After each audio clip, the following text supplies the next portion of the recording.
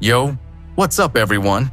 Today's episode is about a guy who single-handedly stopped a cyber war. Nope, he's not some CIA agent in a fancy suit.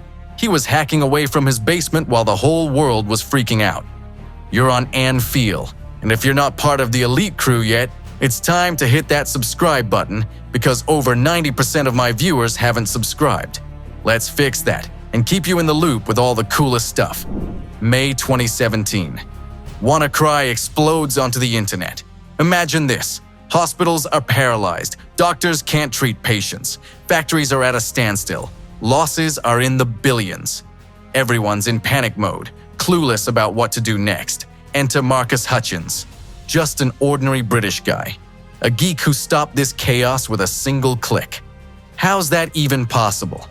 Let me break it down for you. So who is Hutchins? Where did he come from? He was a geek from day one, living with his parents, and knew more about computers than girls.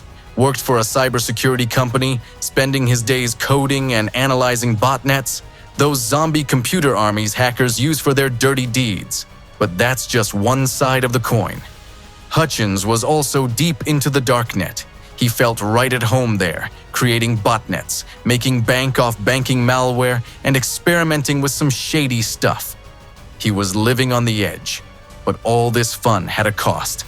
Hutchins got mixed up with the wrong crowd, started writing code for serious criminals. His conscience was eating at him, and he felt paranoid and guilty. By 2017, he decided to quit the dark side, deleted all his hacker tools, tried to forget his murky past. He thought he could start fresh, and then, boom, WannaCry hits. The virus encrypts computers worldwide. Chaos, panic, the whole shebang. Hutchins jumps into action. He downloads the virus code and starts dissecting it. He finds something odd. A domain, unregistered, just sitting there.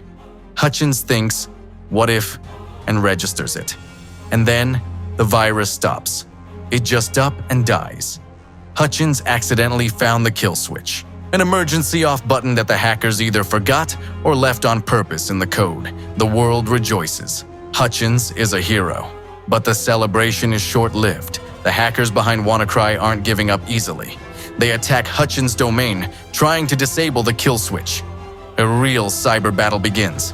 Hutchins fights off DDoS attacks like Leonidas against the Persians. He's defending the internet, defending the world. For days, he doesn't sleep, doesn't eat, just codes non-stop, protecting the kill switch.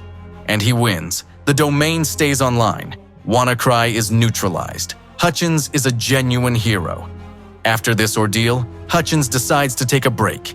He heads to Vegas for DEF CON, the ultimate hacker convention. It's a gathering of coders, geeks, and cyberpunks.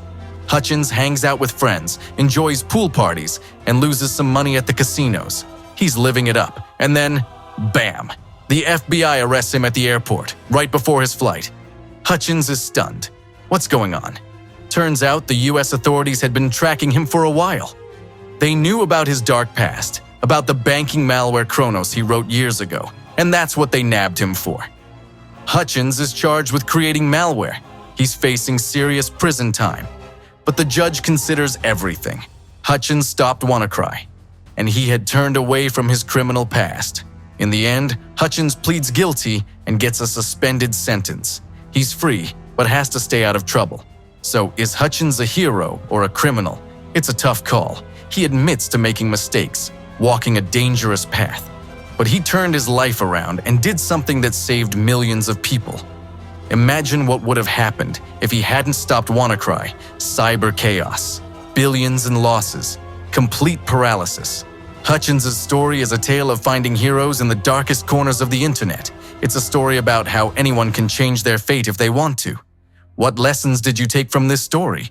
Drop them in the comments, and don't forget to keep sharpening your minds.